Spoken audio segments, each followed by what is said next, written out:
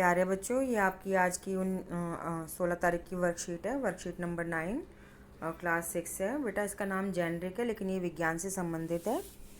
तो जैसा आपको पता है कि सूर्य जो है सौरमंडल के केंद्र में स्थित है। इसका मतलब है कि सूर्य जो है उसके आसपास ग्रह हैं। सूर्य जो है वो अपनी रोशनी यानी प्रकाश और से चमकता है और अपनी ऊष्मा देता है।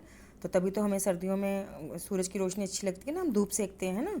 और सौरमंडल के बारे में आपने पढ़ा था कि सूर्य के चारों तरफ ग्रह चक्कर काटते हैं। तो जो पिंड सूर्य के चक्कर काटते हैं उनको हम ग्रह कहते हैं। तो वो 8 ग्रह हैं, ठीक है।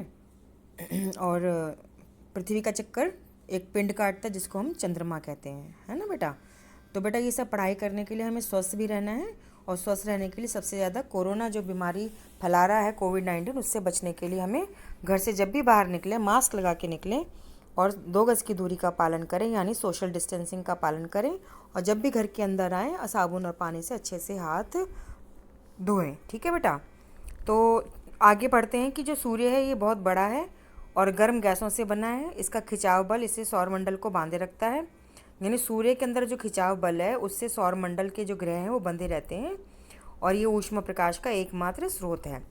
लेकिन हम इसको अत्यधिक तेज़ ऊष्मा नहीं महसूस करते, क्योंकि तारा तो बहुत नज़दीक का है, लेकिन सूर्य से पृथ्वी की दूरी 15 करोड़ किलोमीटर दूर है।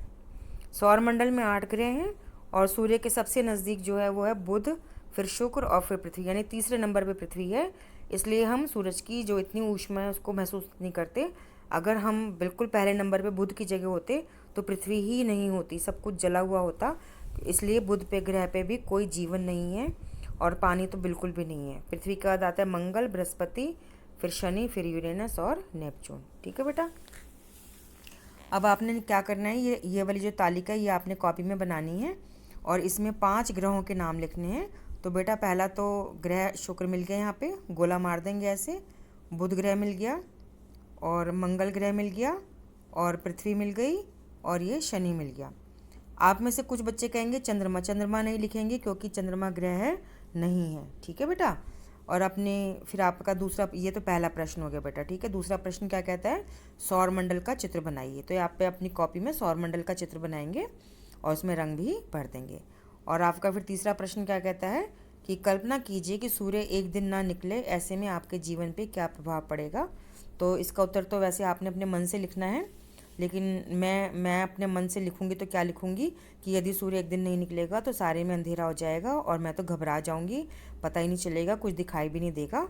और पौधे कैसे खाना बनाएंगे, पौधे तो मर भी सकते हैं, पता नहीं ना, सूरज नहीं निकला क्या हो गया, ठंड हो जाएगी और ठंड में बर्फ़ जम जाएगी तो पौधों के अंदर पानी जम जाएगा, वो मर जाएंगे, पाला पड़ जाएगा और हमें कुछ दिखेगा नहीं अंधेरे में। कैसे तो हम पढ़ाई करेंगे, कैसे खाना बनाएगी मम्मी, कुछ नज़र ही नहीं आएगा। कितनी सारी मोमबत्ती और लालटेन और दिए जलाना पड़ेंगे, कितनी कार्बन डाइऑक्साइड गैस बन जाएगी और कितना नुकसान होगा, सांस भी नहीं ले पाएंगे हम। तो मुझे तो बहुत ही डर लगेगा अगर सूरज एक दिन नहीं निकलेगा। तो बेटा जैसे मैंने आप बताया इस प्रकार से आप भी अपना आंसर लिख सकते हैं, ठीक है बेटा।